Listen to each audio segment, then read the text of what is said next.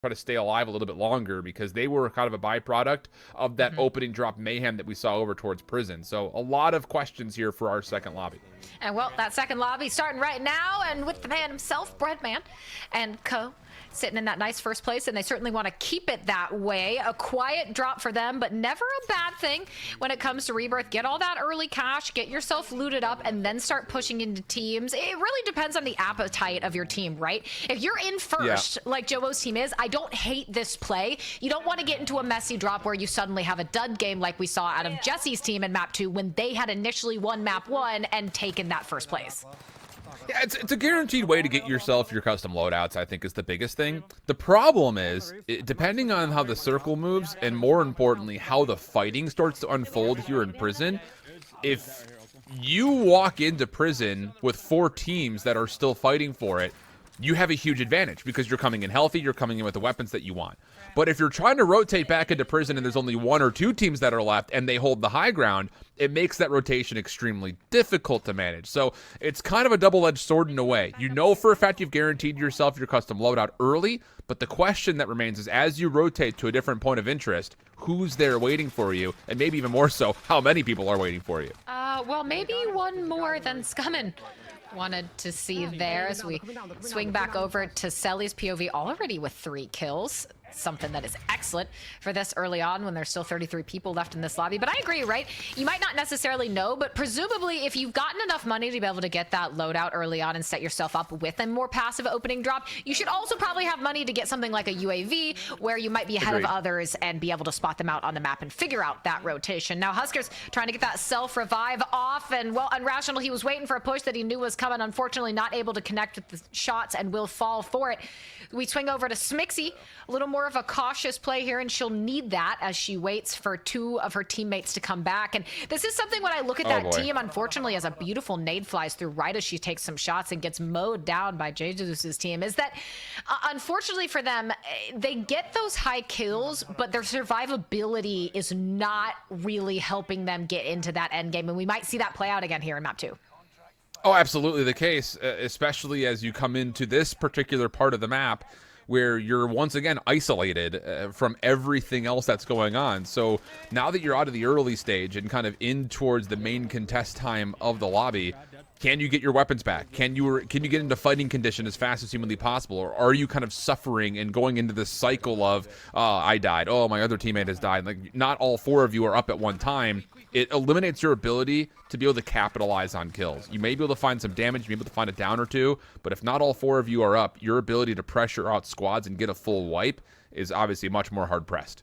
Oh, and Smixy is not enjoying the spot she's in. There's nothing more nerve-wracking than having to float in a Rebirth competition when all your teammates are dead, and there's a lot of eyes that are making sure to look at the sky for some of those easy pick-ins. And now we see Mutex in a fight. He gets a blue and is able to get that kill, sitting at 4 alongside his team, who are alive and well, but it looks like at least another challenge close by. So far, so good for this team, if it's one of the ones you want to see make it into the qual. But reminder, all of our teams still alive and well here, still at 33 left in this lobby, and that's going to change soon as this circle gets a little more condensed. But right now everyone just farming the kills they can, and Lennon taking over that sniper's nest position, trying to get it and get something out of it. Yeah, and the rest of Lennon's team is already making a play over towards prison yard. So Lennon just kind of has to make the choice here of how many fights do you really even want to take? Because even if you can find it down, this is a good one. If he can find a kill here, there's no one there to revive.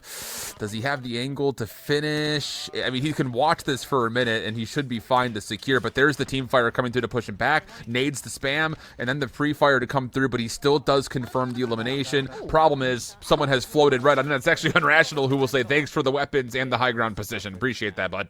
Yeah, you can be as focused as you want to be, but if you tunnel too hard, Unrational's gonna fly in and ruin your day. Well, he'll pick up some of those guns and try and make it work. Does have a kill, happy to take what Lennon had to offer, but he will now be in a similar position. You got to be careful of exactly where you are, and if someone is going to try and come up behind you or maybe float in and take you out. Get some shots, able to break that tempered armor. Will give the comms to his team, but right now, a bit slow, but not necessarily a bad thing for them, as at least they're all alive and stabilized. Yeah, we have lost one team while all of this action has kind of unfolded around the outside area of that prison yard and the sniper tower's nest. So we'll be curious to see who finished in 9th this time around. Not something you want, especially with how tight this current lobby is. Like we mentioned, this second lobby is going to be the separation, I think, when it comes down to what we saw from Lobby 1 versus what we might get for our final 4 teams after this group has come to an end. Snipe will come through down low towards the actual prison yard itself, but largely speaking, the group of 4 that we were just on is going to be fine.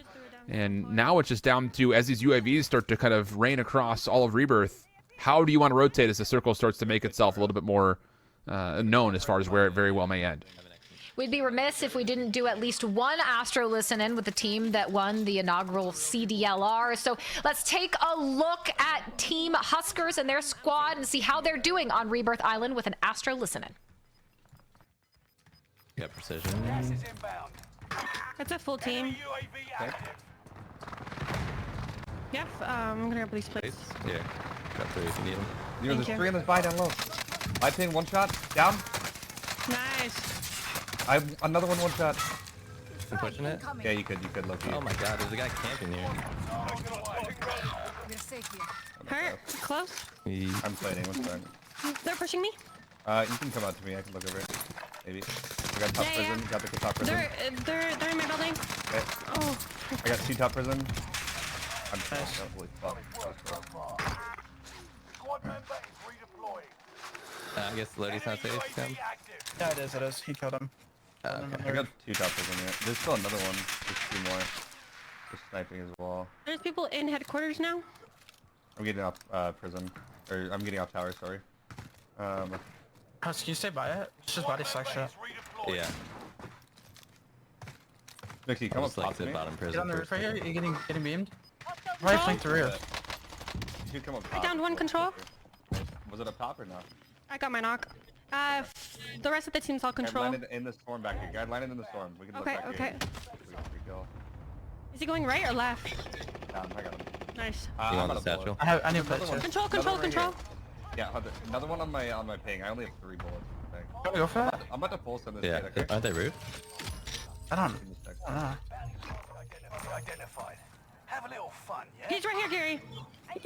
He's on my Oh, is it the ping. same one? He's on Okay. your right. I heard you. Water tower? I'm just full setting so I can get ammo. Dude, what? Let's go 2nd story lighthouse to make sure you don't die. Like in the roof? Yeah.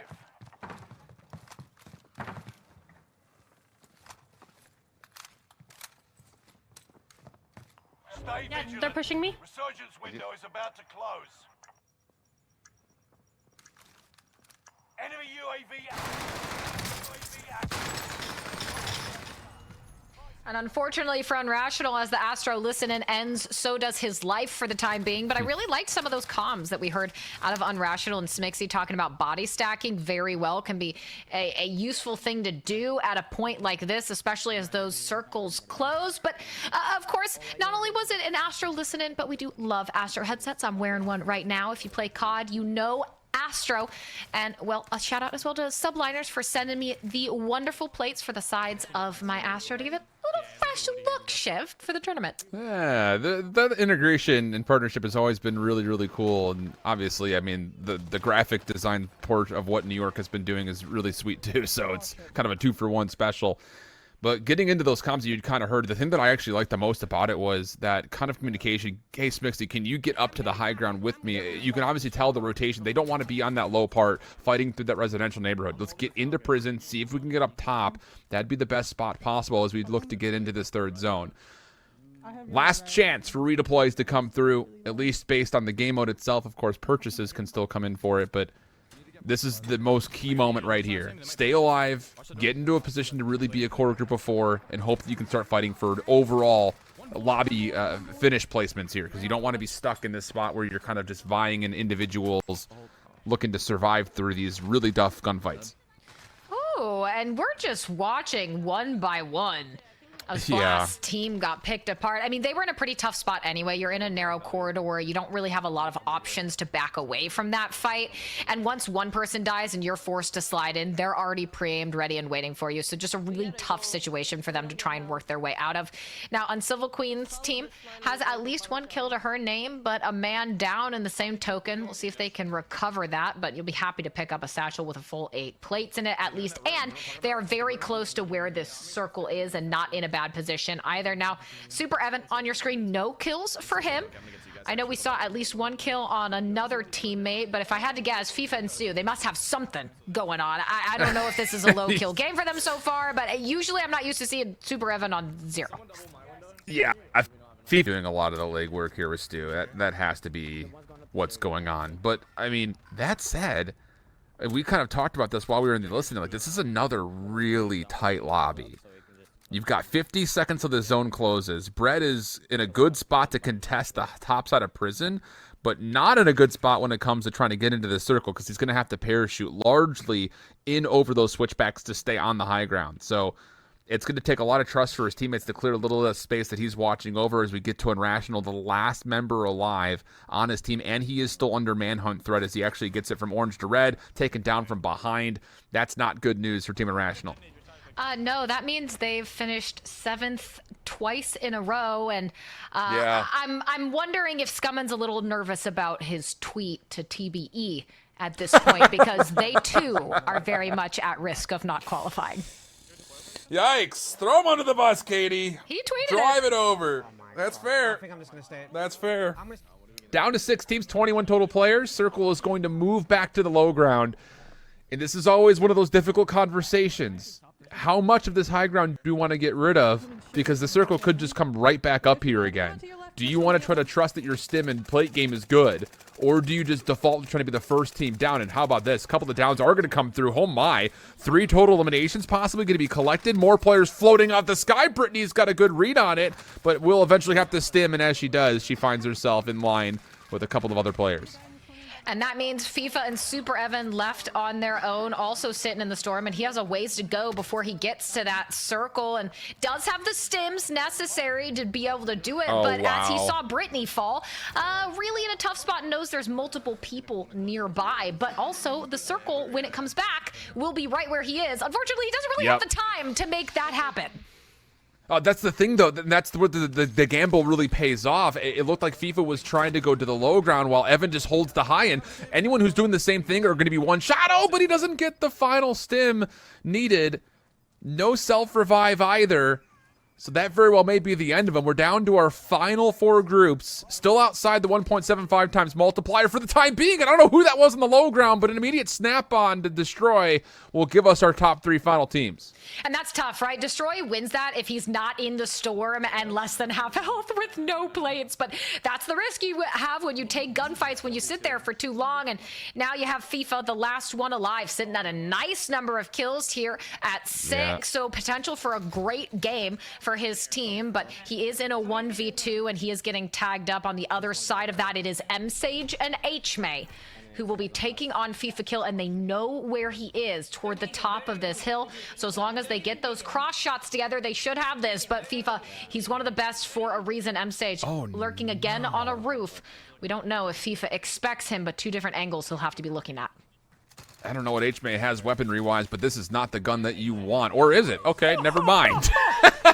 I was going to say, that is not the weapon that I would want playing from the high ground there in a long-range gunfight versus FIFA, but it still works out. The team shots were there, and you saw the tally. That was close to 20 total kills in the mix with the 2 times multiplier. Yeah, that's going to put him into a great spot to be up in our top 4. I think we could look at just 2 teams that are pretty much guaranteed to finish in the top 4. 3rd, 4th, all the way down to 8th, really? Up for grabs. I mean, the point differential between 3rd and 8th is 15 points. And the ability to make up that with a big kill win is there for just about everybody. So it's going to be interesting, I think, just to see if Brittany and Team Flanked, if they can retain their spots, or will they kind of cripple to a lot of these teams that have just been missing out on placement. Because honestly, for the teams from 5th to 8th, they've put together some pretty consistent kills. They've just been missing out on the placements.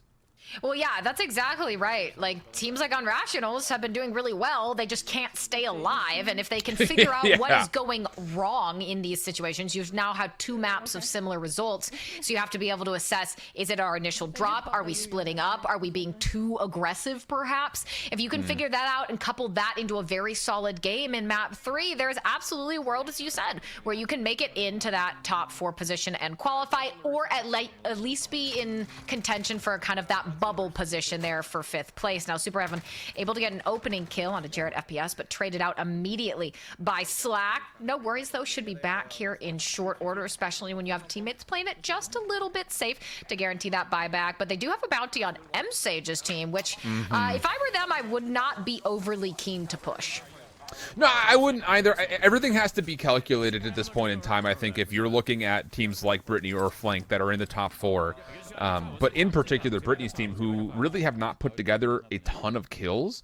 I think just finding safe engagements in this early and not getting eliminated is going to be your best way to secure yourself a spot in the grand finals. Now, that said, if they do make it to the finals, we need to talk about your playstyle, because you need to start getting some confirmed kills if you want to win some significant amounts of money between today and tomorrow. But we'll leave that conversation for potentially another time. Yeah. You take a look at them in 3rd.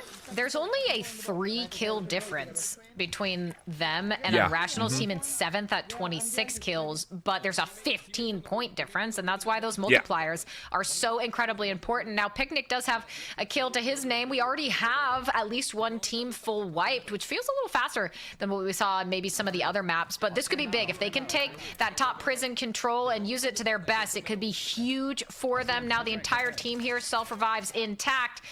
They can take this over and lock it down. We could see some high numbers from them. Xenon already with 3.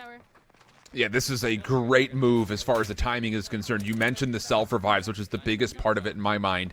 You get there before anyone can land up top on the tower. You have kind of just a flat-out team fight going on the high ground. And honestly, it's not even a full team. It looked like there was just a couple of members that were trying to do the same thing that the full squad of Zenon and Co were trying to put together. So good movement, good stuff to get up top and assert some high ground dominance.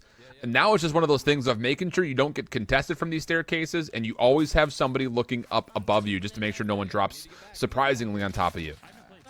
Yeah, making sure to look up's always important. Also, you know, behind you. So who knows?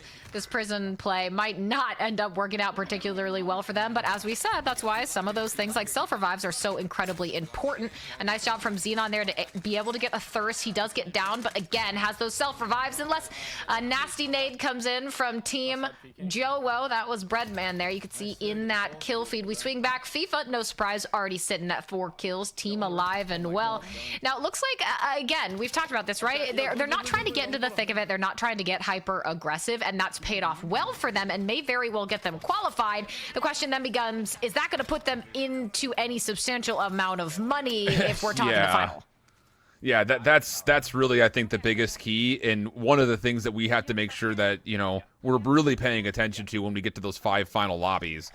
But for now, placement may get you through, and maybe that's part of the equation. Just get through, and then we'll talk about what we need to change eventually. Unrational, up top again. I don't know if this is Lennon's utility from the, you know, like we had last round, but he was good in this spot in second lobby. So seeing if he can just, again, overwatch across his team as they just try to pick apart some of these squads on UAV that are just off to the north of him. And so far, so good, it looks like. So far, so good. Nice shot. Connects with the down onto blue, and we'll see if a teammate is there to potentially convert that into a kill. But keep in mind as well, if you qualify for the final today of the $25,000, you've already earned a minimum of $1,000 as a team. Yeah. So at the end of the day, like, all you have to do, if you get that qualifier, you're in the money already. Now it just says, can you turn it from 1,000 for 6th through 9th in the final to 7,000 for first place? We'll see if they can do it. And here's a real test on Rational's team. Well, once again, 50% of them trying to get that redeploy while Scummin is bleeding out, and this 7th place has been a curse for them this entire qual. And I understand why Unrational is hiding there, because that's all he can do as Scummin falls to, and he's going to need to patiently wait it out for that revive. Look, I don't know what your opinion is on it, Katie. This is the first Rebirth we've done together, but I just don't like seeing snipers in this game mode. I just don't. At best, you're getting it down, maybe an elimination if they're out in the open, but I feel like more often than not, we're watching players just miss. And I feel like the job would be done by a long-range AR with like a 3-time scope. I don't know. I'm not a particular huge fan of it unless you're using it to try to like pick people out of the sky, but I don't know. I've never been a really big fan of seeing the sniper rifle in this competitive environment on Rebirth, personally. No, I agree. In general, I tend to get a little iffy. This is the best case, what Unrational is doing right now. If you catch someone out in the open, you can confirm that first tap to down, second tap to kill. That's great, but again, it's just so unwieldy. If you don't hit your shots, then you're going to be having a tough time. If you're Unrational, well, he doesn't care. He's going to hit his shots and get himself a 4th kill, double what he was at before. But I agree. More often than not, those snipers are not going to pay dividends for you in the way you want, although Unrational able to convert that into a number of kills. Smixy here sitting on 3 her own, and still, I'm just watching. I'm waiting for Unrational's team to see 6 teams left in the lobby to break that curse. Until that happens, I am feeling nervous for them. Yeah, it is. I will say, as much as Unrational just shut me up a little bit, I think I would bet of money that he would have found both those kills with an AR. Okay, well, you know what? I'm just going to stop talking, Katie. He's okay. You know what? If he finds this one too. He's the exception to the rule right now. There is always one, and that's scary. Look, he knows we're talking about him. They're at risk of not qualifying here, and that's why he's going to hit every shot. He's just that good, able to get blue on that final player, but can't convert it into a down in the storm. But hey, 5 kills. This sniper is doing exactly what you need. He'll stay here as long as possible. He will have to move as this storm comes in about 25 seconds. But again, that Overwatch position, he is providing so much crucial information to the rest of his team who are able to utilize that fire sale as well. So Unrational, I mean, I agree with you. At the end of the day, do I think snipers are the play? No. If you can make it work, great. I just don't think you can ever be super consistent with that. Okay, flying in. Well, we'll see, because I have very little ground to work on after what we just saw. But for now, it has worked out. And the good news here is not only has the kills really been a value, but look at the rotation that's coming through. The circle's pulling towards the south side. You would love to get closer and closer towards the ship just before this rebirth mechanic will kind of expire. And Select is banking on that, by the way. He has to stay alive for another 12 seconds at least. Actually, he would love to stay alive just from here to the personally. But we'll see how things unfold. Just yeah, not dying. ideally, That helps. yeah, just don't die yet. Well, swing over, take a look at Mutex. 3/4 of the team rocking with Tempered. I'm not actually sure Mutex if he has. Oh, okay. I think his.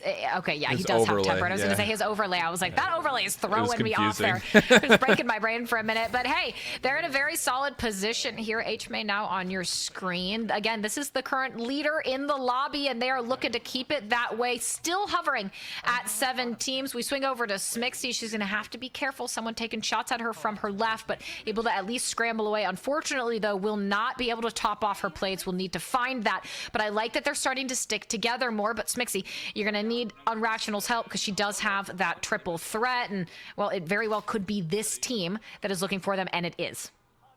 Yeah, this is an interesting situation with this spinny underneath because you want to keep a lot of focus towards it, but look how far all of these players and teams that are sitting in towards Prison Yard have to still move. And you're going to have to survive not just through the precision airstrike that's coming, but you have to feel like there's going to be a ton of rifles that are watching over the top. So, I don't know, this is going to be one of those positions to where you're happy with being on the high ground for a small time, but as soon as these next 15 seconds go, we're going to go from 7 squads to 3 in the blink of an eye because there are still so many teams that are possessing this prison block area. That's actually huge, by the way. Those double kills, I think that was on to Super Evan and Stu. So I don't know what's happening with the rest of that squad, but that could be pretty dangerous as we swing now down to 21 players, and we're still at 7. I need to see it tick down, Shift. I'm getting nervous for them until that happens. We've been sitting at 7 teams for what feels like the entirety of this map.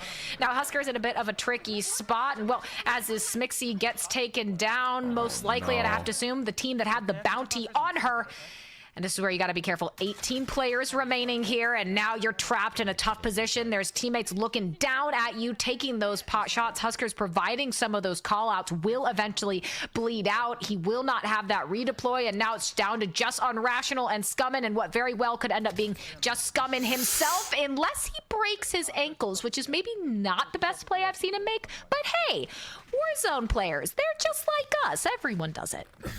And the thing about that whole interaction, I was so surprised to not see Unrational and Scummin just kind of wait a little bit longer. They were on the slow side of the circle. Everyone who was shooting at them was still up top by the prison block, so they would have had to have moved way before Unrational and Scummin would have had to. So, yeah, definitely softening themselves up a bit here as Unrational's still down. Scummin's got no play.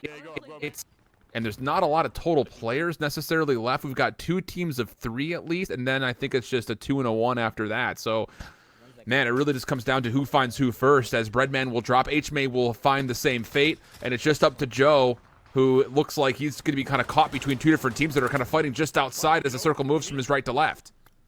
And that was a Canadian bacon that he just took down. I'm not sure exactly what that player is, but the kill feed does not lie. And now, unfortunately, just chaos here in the storm as all these players scramble to stay alive. And now Uncivil, alongside at least one teammate, just following along in the storm. Not the worst position for them to be in, and does have a decent amount of kills, as we're now into that 2v1. That final player most likely sitting somewhere around this building, might be tucked into a corner, but Uncivil just providing kind of that watch into the building, that entry point. But they're gonna have to figure out exactly where this person is. They don't have too many locations to go in, and well, they find them in that final corner. And who is it as that down comes in?